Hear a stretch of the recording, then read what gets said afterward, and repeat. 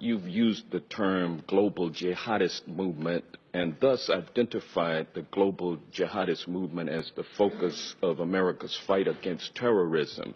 Isn't it a fact that the global jihadist movement is very closely linked to the teachings of Wahhabism?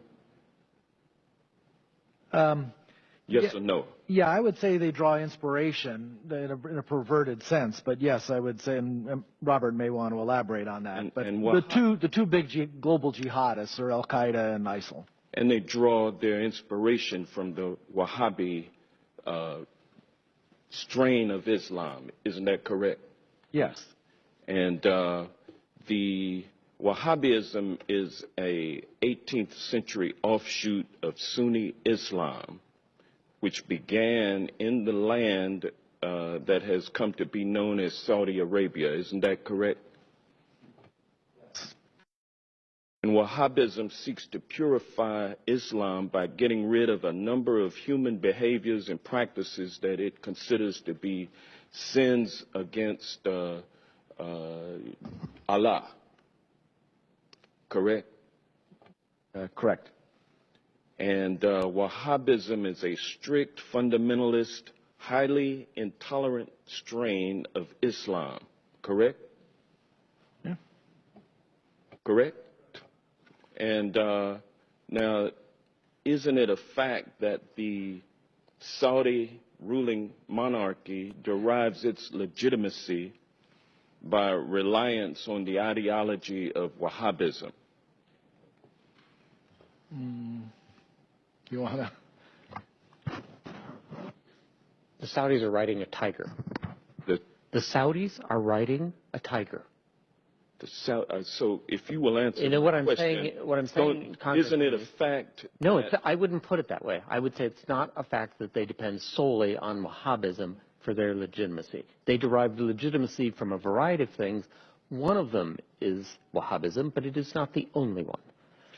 Well, is it fair to say that Wahhabism is the state-sponsored religion of Saudi Arabia?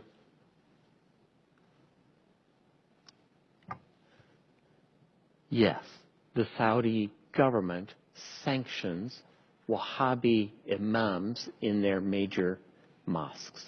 Well, as a matter of fact, the Saudi monarchy promotes Wahhabism through official state-sponsored mosques and through religious schools known as madrasas all over the world. Isn't that correct?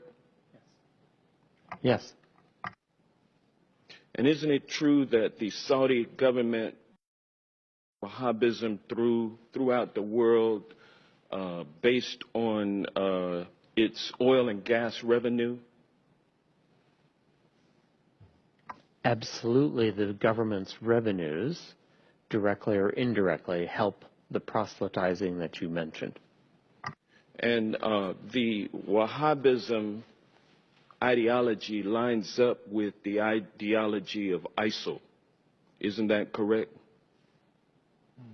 I would say no. For example, the Wahhabis in Saudi Arabia, the official ones, do not kill Shia. They persecute them. They do not have equal rights. They do not have equal rights, but they don't kill them. However, a Shia in Mosul or a Shia in Raqqa is liable to be killed. Well, yeah, but it's true, though, that the ideology of ISIL lines up with Wahhabism. I would say it's a starting point, and then the Islamic State has taken it several steps farther. Yes. And is it fair to say that Saudi support for the teachings of Wahhabism create fertile ground for ISIL recruitment efforts?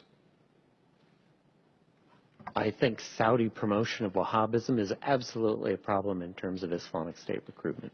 And so we will be unable to defeat the global jihadist movement, which is based on largely Wahhabism, which is a state-sponsored religion of Saudi Arabia, without somehow enlisting the support of the Saudi royal family in withdrawing its financial support for Wahhabism. Is that a fair assessment? So in the discussion we had earlier about dealing with radicalization in the first place, this is what you're talking about, right?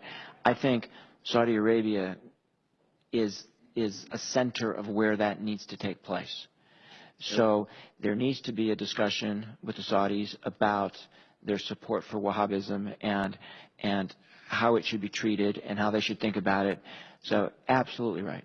What was the latest amount of arms that we sold to Saudi Arabia? The latest shipment, I think it was, what, $100 million worth of arms? Well, there's support for the campaign in Yemen, but the arms sales that occur periodically are in the billions of dollars.